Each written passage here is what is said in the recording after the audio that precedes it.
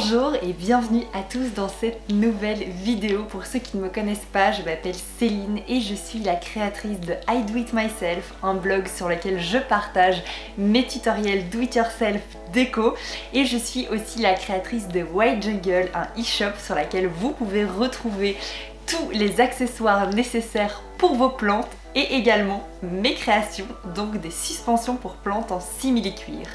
Aujourd'hui, je vous retrouve dans cette nouvelle vidéo dans laquelle on va customiser 3 choses qui étaient destinées pour la poubelle et on va en faire des objets déco juste trop canon.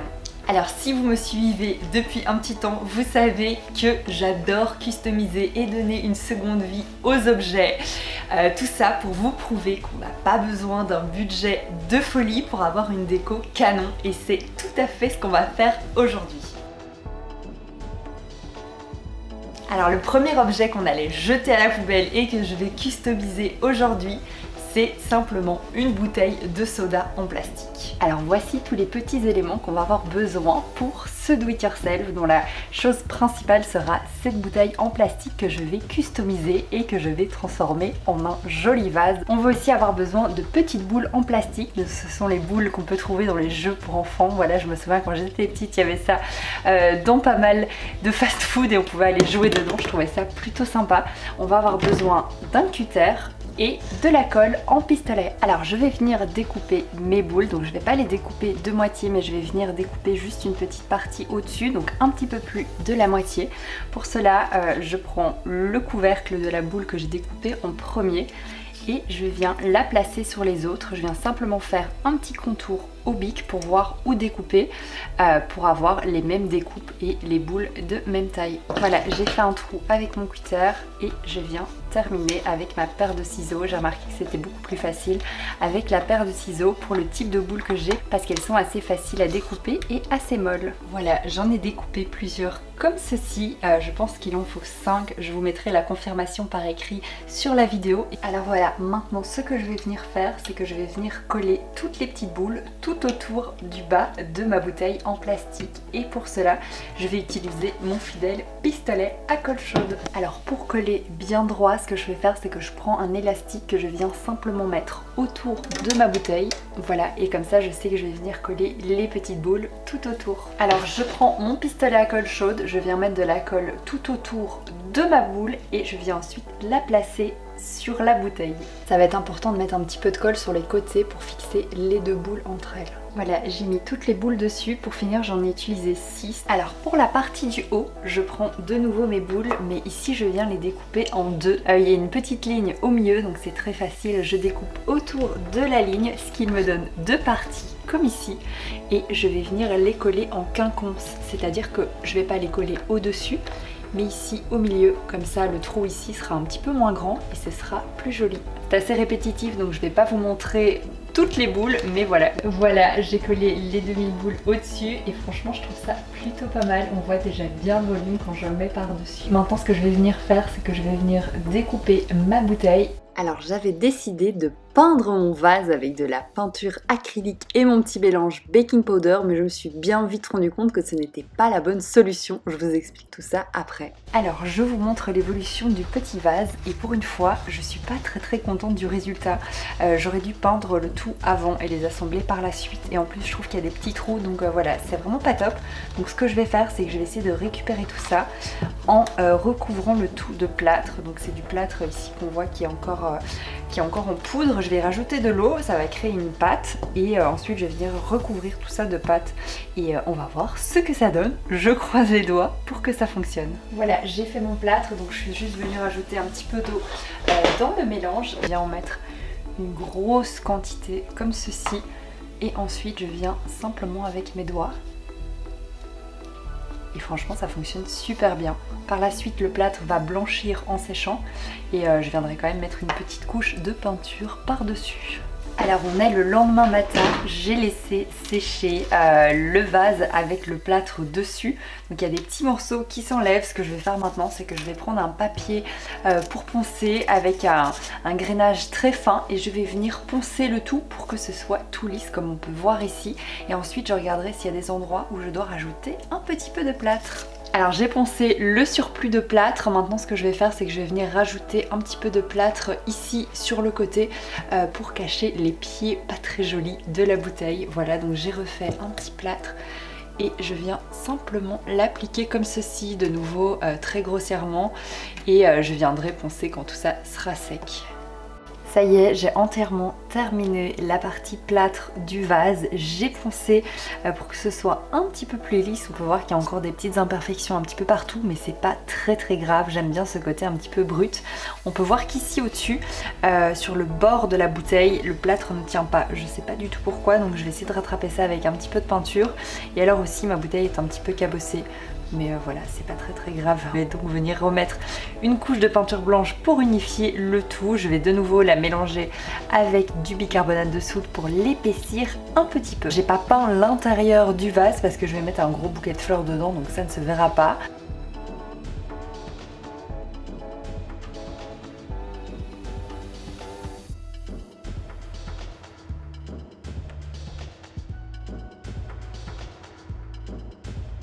Alors le deuxième objet que j'allais jeter, qu'on va customiser dans cette vidéo, c'est une petite bouteille en verre d'huile d'olive. Je la trouvais très jolie. Généralement j'aurais été la déposer dans la bulle à verre, mais ici je me suis dit pourquoi pas la customiser et en faire un petit vase très actuel et plutôt sympa, et encore une fois très facile à faire. Alors voici les matériaux qu'on va avoir besoin pour ce do it yourself. Donc la chose qu'on va récupérer aujourd'hui, que j'allais jeter à la poubelle, c'est ceci. Donc c'est une bouteille dans laquelle il y avait de l'huile d'olive. J'ai déjà enlevé l'étiquette qui est dessus, mais voilà, c'était une bouteille d'huile d'olive en verre que j'allais aller mettre dans la bulle de verre, et puis je me suis dit elle a une chouette forme, on va essayer de la customiser. On va avoir besoin de la pâte Fimo, on va avoir besoin d'un couteau et de quelque chose pour aplatir la Fimo, du papier de cuisson, c'est un papier que je réutilise à chaque fois quand je fais des do it yourself avec la Fimo. On va avoir besoin de quelque chose pour faire une forme, donc j'ai pris le capuchon d'une bougie pour avoir une forme ronde. On va avoir besoin de petits bâtonnets en bois comme ceci, et de quoi peindre le tout. Donc cette fois-ci je pense que je vais peindre le tout avec de la peinture en spray, mais vous pouvez aussi utiliser un mélange d'acrylique et de baking powder bien sûr. Alors j'ai pris 4 des petits bâtonnets comme ceci que j'ai enroulés avec du papier collant. Voilà, je l'ai fait 2 fois et ça va nous servir de guide pour que toute la pâte Fimo soit bien aplatie de la même épaisseur. Alors pour commencer, je viens chauffer la Fimo dans ma main. Ça va lui permettre d'être plus facilement malaxable, et après je vais venir former une boule. Je viens déposer ma boule entre les deux petits bâtons et je vais simplement venir l'aplatir avec mon rouleau. Les 2 petits tas de bâtons vont juste me servir de guide. Bon, pour finir, je les ai réduits un petit peu à 3 petits bâtonnets parce que je trouvais qu'avec 4, l'épaisseur de ma Fimo était un petit peu trop épaisse. Maintenant que mon cercle est complètement étalé, je vais venir simplement faire une forme avec le petit bocal que j'ai juste ici. Pour finir, j'ai changé, j'ai pris un bocal un petit peu plus petit que celui que je vous avais montré au départ. Je viens faire le contour avec mon couteau. Alors mon cercle n'est pas parfait, je vais venir le tailler à l'aide de mon couteau. Voilà, j'en ai fait un deuxième, et avec le reste de la Fimo, je vais venir la remalaxer pour en faire un troisième. Ça y est, j'ai mes 3 petits ronds en Fimo qui sont prêts. Maintenant, je vais simplement venir les couper en 2 avec mon couteau. Alors maintenant, ce que je vais faire, c'est que je vais venir présenter mes petits demi-cercles sur ma bouteille avant de les cuire. Je ne vais pas les cuire en les mettant sur la bouteille pendant la cuisson parce que je sais que d'office ça va se décoller, donc je viendrai les coller par la suite dessus. Mais je viens déjà les poser pour qu'ils prennent plus ou moins la forme de la bouteille et que ce soit plus facile à coller par la suite. Voilà, j'ai ramené ma taque et je vais venir mettre le tout au four. Alors je regarde toujours bien ce qu'il y a écrit sur mon emballage, et ici il est écrit que je dois les mettre pendant 30 minutes à 110. Ça y est, mes petits demi-cercles sont cuits, ils sont tout durs. Maintenant ce que je vais venir faire, c'est que je vais venir les coller sur mon verre. Pour ça j'ai acheté de la colle avec deux parties qu'il faut mettre ensemble, mélanger et mettre dessus pour les coller. C'est la première fois que j'utilise de la colle comme ça. Avant de coller, je viens passer un petit peu de papier abrasif sur ma bouteille et ensuite je vais venir faire mon petit mélange. Alors il faut mélanger à partie égale les deux composantes. Alors je vais d'abord coller un côté, je vais attendre que ça colle et ensuite je viendrai coller l'autre côté. Voilà, j'ai laissé sécher les premiers petits demi-cercles, environ une demi-heure, quelque chose comme ça. Voilà, j'y touche pas encore trop, mais je pense qu'après 10 minutes plus ou moins c'est sec. Et maintenant je vais venir coller les autres juste ici. Donc j'ai dû refaire un petit mélange avec ma colle et je viens simplement à nouveau l'appliquer sur la tranche. Voilà, j'ai créé une petite structure pour que je puisse mettre ma bouteille droite pour que les petits demi-cercles tiennent bien dessus, parce qu'il ne faut pas trop appuyer la colle et sinon ils vont glisser sur le côté. Ça y est, les petites oreilles sont sèches, c'est juste trop beau, je suis déjà hyper fan du résultat, je suis sûre que ça va être canon. Maintenant je vais venir peindre le tout avec une peinture en spray. Je vais pas vous montrer comment je le peins, vous savez très bien comment il faut faire ça. Je vais aller faire ça en extérieur, bien protégé autour et peindre pas vraiment tout près mais garder une distance de plus ou moins 10 cm pour que ce soit bien uniforme et je vous retrouve juste après.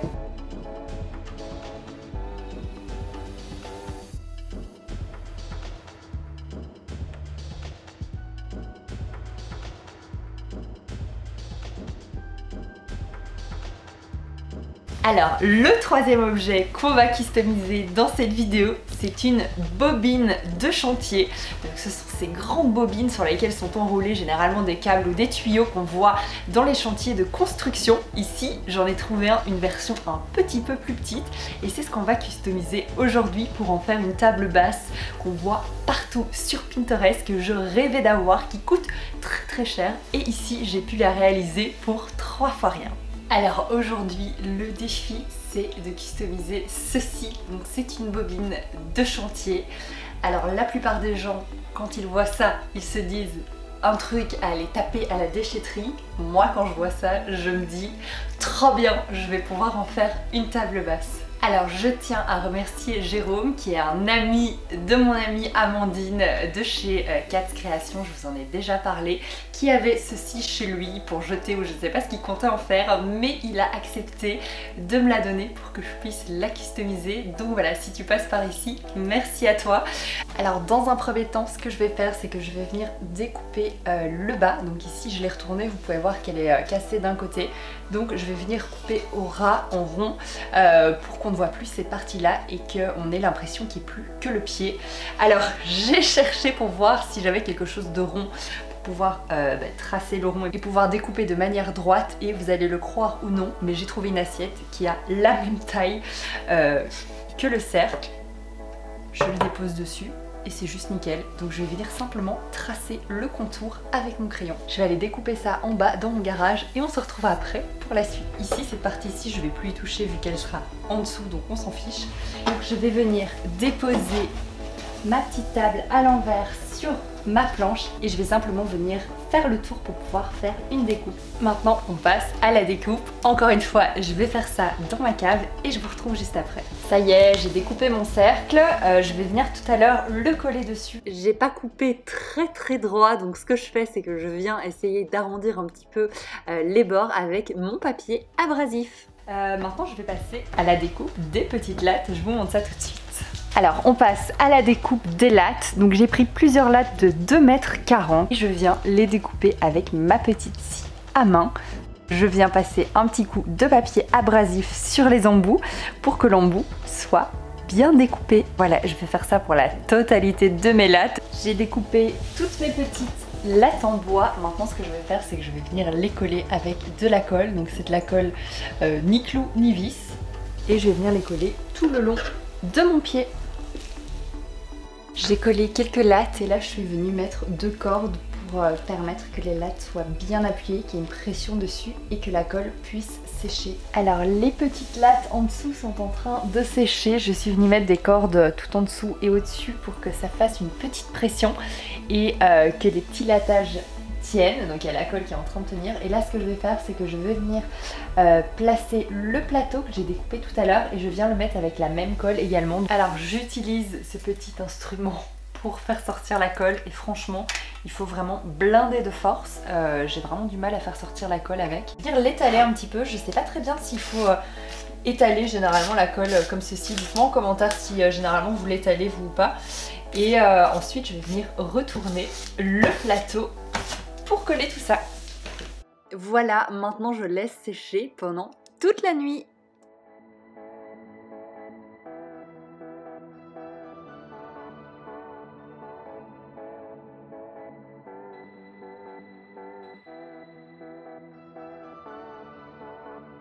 Alors j'espère que cette vidéo vous a plu autant qu'elle ne m'a plu. En tout cas moi j'ai surkiffé réaliser ces 3 do it yourself.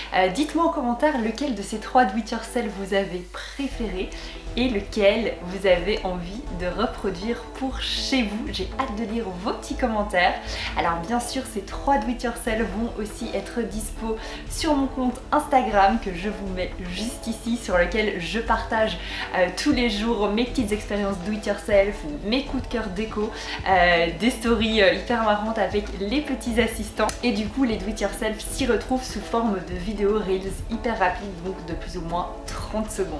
Alors surtout n'oubliez pas de vous abonner à ma chaîne YouTube ici en dessous et je vous dis à très vite pour une nouvelle vidéo déco ou do it yourself.